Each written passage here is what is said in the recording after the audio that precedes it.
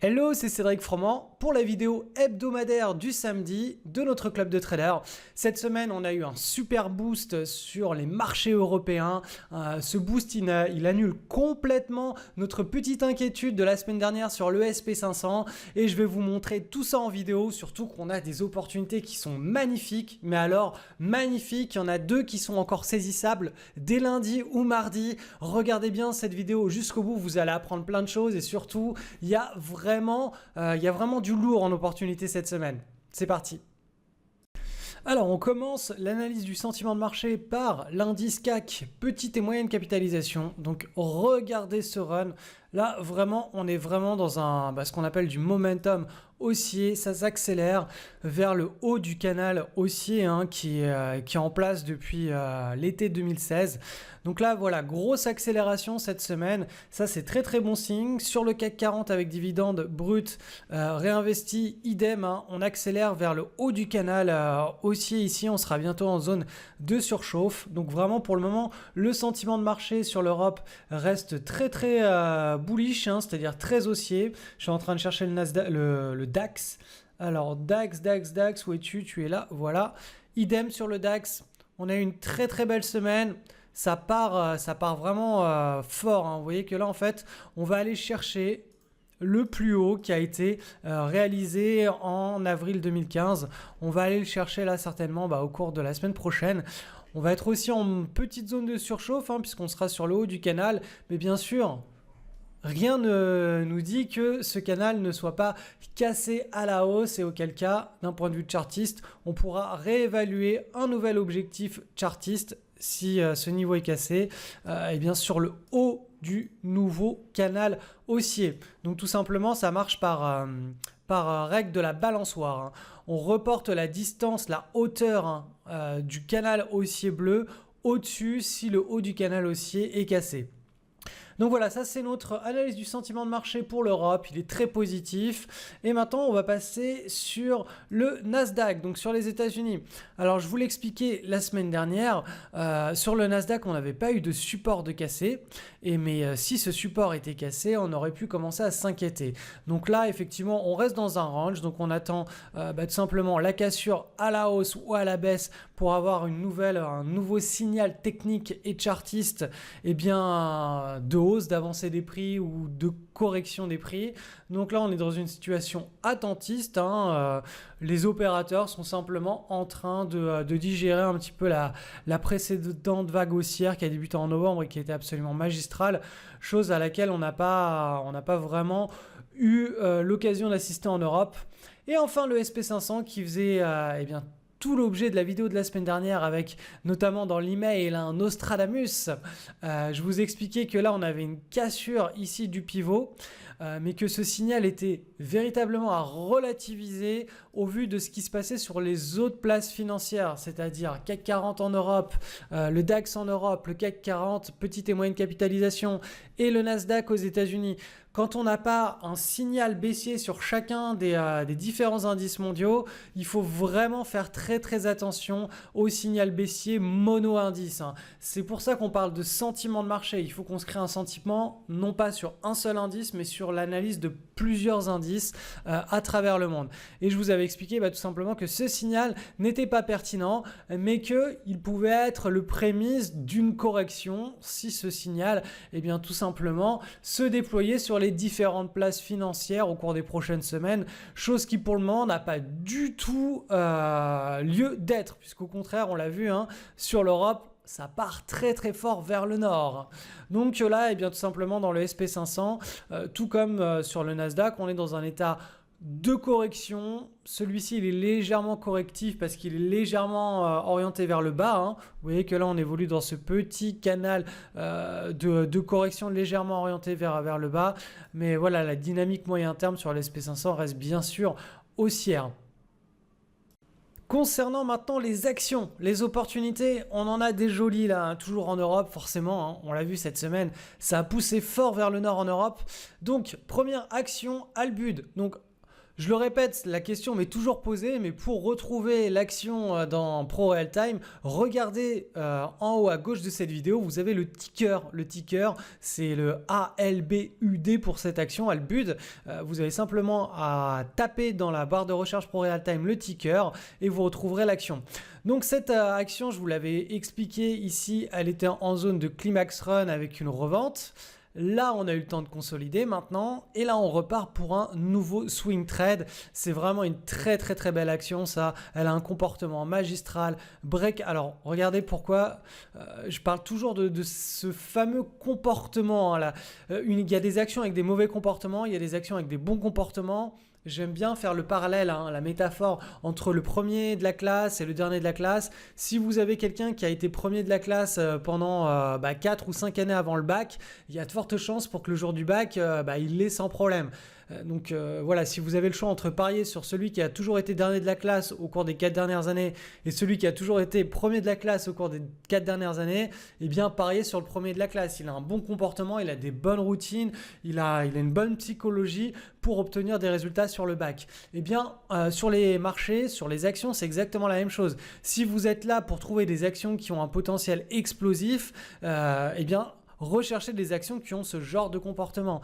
Et celle-ci, voilà, entre le premier pivot et son plus haut, 439%, entre le deuxième pivot et son plus haut, 367%. Donc là, vous voyez que cette action, elle a un potentiel de hausse, qui peut monter sans être entre guillemets déconnant, à plus de 200%, parce qu'elle a ce genre de comportement explosif. Et ce genre de comportement explosif, vous ne le retrouverez pas sur une blue chips, c'est-à-dire une grosse société lourde du CAC 40 avec des gros capitaux, avec une énorme liquidité. Non, ce genre d'opportunité, c'est sur les petites et les moyennes capitalisations. Et d'ailleurs, c'est par défaut là-dessus que nos screeners nous orientent. C'est-à-dire qu'on ne va pas aller screener les petites et moyennes capitalisations, on va screener tout le marché dans son ensemble, mais par défaut, nos screeners vont nous sortir les actions qui sont qui sont des petites et moyennes capitalisations, parce qu'elles ont ce genre justement de comportement qui nous intéresse. Donc là, regardez, gros breakout, on est à proximité du pivot, ça c'est tradable encore. Ensuite, autre action, DLTA, là aussi une action qui a un beau momentum, qui monte bien, on a une belle petite base. Celle-ci, on pouvait la trader largement en pré-breakout, donc achat sur la rupture du pivot. Là, en post-breakout, on n'est pas trop loin encore, on est un petit peu élevé, mais ça reste tradable en post-breakout. On a les volumes, donc ça s'apparente à une tight base, puisque regardez, il y a très peu de corrections. On reste sur des plus hauts, le pivot est bien travaillé. Voilà, les bandes de Bollinger sont complètement resserrées. On a tous les ingrédients. Ensuite, Humanis, regardez cette action. Pareil, idem, super belle action. On a là une large base. Hop, l'action passe de 10 à 21. On a à nouveau une large base. L'action passe de 15. Hop, ici à 45, donc 300%. Là, on avait une tasse avec une anse. Alors l'anse était assez courte dans le temps. Hop, elle était comme ceci.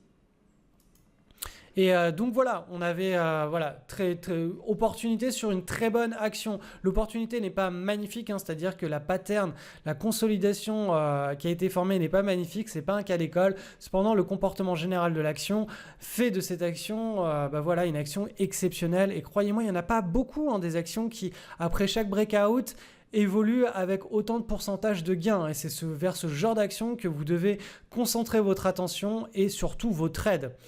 Ensuite, autre action, Neopost. Alors celle-ci, elle est un petit peu plus molle, vous allez voir, rien à voir avec les autres. Alors déjà, premier constat, elle sort d'un marché baissier, on est en mode recovery, on a cette large base ici. Hop, on réattaque un trend haussier et là on a une petite tasse avec une anse. L'anse est petite et mal dessinée. La tasse, elle est correcte, mais on n'est pas sur des amplitudes de gains qui sont extrêmes. Vous voyez que là, si on regarde entre ici et ici, je récupère l'outil pourcentage, on est sur du 26%. Donc rien à voir avec les actions précédentes que je vous ai présentées. Vous voyez un petit peu la différence de comportement entre Neopost et les précédentes, c'est-à-dire Albud, Delta et Alums. Rien à voir, hein, c'est deux comportements différents. Enfin, je vais vous présenter une action du Nasdaq qui, à mon sens, aurait pu retenir votre attention, mais qui n'est pas suffisamment propre, hein, pour un trade. Eh bien, c'est TBPH. Donc ça, c'est l'avantage de l'hebdomadaire. Donc on va passer en hebdo. Donc là, on a cette première large base, la rupture première tendance. Et là, ici, petite tasse et anse avec le breakout. Ça manque de volume. Donc là, comme ça, on a quelque chose de correct. Après, bien sûr, on part sur du journalier pour affiner un petit peu, eh bien, son analyse du breakout. Est-ce qu'on a eu des gros volumes sur le breakout ou non? Non, on n'a pas eu de gros volumes, on a eu des petits volumes. Est-ce que la pattern est vraiment très très propre? Non, parce qu'on a quand même pas mal de volatilité comme ça sur la première correction. Et ça retrace une forte partie de la dernière tendance. Vous voyez que là, entre ici et ici, on a retracé pratiquement 50%, voire plus. Donc là, ça veut dire que tout simplement, le premier creux de lance, il a été trop brutal, trop de vendeurs, hein. D'ailleurs, on le voit ici, il y a des forts volumes à la vente. Là, avec carrément un gap baissier. Donc ça a été quand même assez fort, hein. Il y a une grosse décharge. Et nous, ce qu'on aime bien, c'est des actions où il n'y a pas de décharge. C'est des actions en fait où on a une grosse tendance haussière. Donc je vais vous le dessiner. On a une grosse tendance haussière. Après, les acheteurs s'essoufflent un petit peu. Donc tout simplement, on a le carnet d'ordre qui se creuse un petit peu plus. Donc on a un petit peu forcément de va-et-vient, hein, de volatilité, mais très très contenu, très faible dans une période de ce qu'on appelle de consolidation. Et après, on a le breakout. Et là, vous voyez, on a eu beaucoup de volatilité, beaucoup de décharges dans la période de consolidation. Donc ça met en avant tout simplement qu'il y a beaucoup d'acheteurs qui sont sortis et que le potentiel de cette action, il n'est pas aussi exceptionnel d'un point de vue émotionnel, hein, d'un point de vue rush boursier. Il n'est pas aussi exceptionnel qu'on pourrait le trouver sur d'autres actions. Et enfin, dernière action que je vous présente cette semaine, celle-ci entre dans une situation de climax run. Je vous l'avais présenté, donc c'était autour du breakout en début d'année, fin de mois de janvier. Et donc là, regardez, on a une forte accélération. C'est une action qui a pris en l'espace de quelques semaines plus 46%. Et là, ça s'est vraiment accéléré. Donc en fonction de tout simplement votre niveau d'entrée et de votre niveau de stop, vous êtes dans un climax run ou ce qu'on appelle un hyper climax run, hein. C'est deux formes de mouvements psychologiques avec soit le climax run, c'est une accélération qui est assez forte, soit l'hyper climax run, c'est une accélération qui est tellement forte qu'on dit qu'elle est ultra parabolique, quoi. Hyper parabolique, hyper climax run. Et donc, on a des plans de trade qui sont différents en fonction de chaque mouvement de cupidité, d'intensité de cupidité sur les prix. Il faut vraiment adapter son plan de trade à ces mouvements émotionnels que les opérateurs ont sur le marché. Alors cette semaine sur le blog et sur la chaîne YouTube ont été postées deux vidéos. La première, comment swing trader en plein marché haussier, un leader de marché. Donc je vous donne plein de petites astuces techniques. Et la deuxième, c'est une interview qui a été réalisée par Étienne Broye l'année dernière quand il était de passage à l'île Maurice. Et donc il m'a interviewé notamment sur ma façon de swing trader les marchés et notamment ma façon de gérer le portefeuille anti-crise. Donc je vous invite vraiment à aller voir cette interview.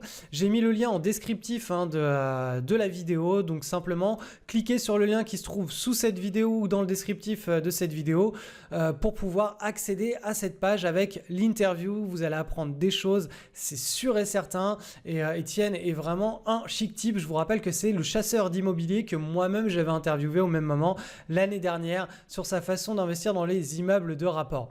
Je vous souhaite une excellente semaine, un bon visionnage de cette interview et à très vite.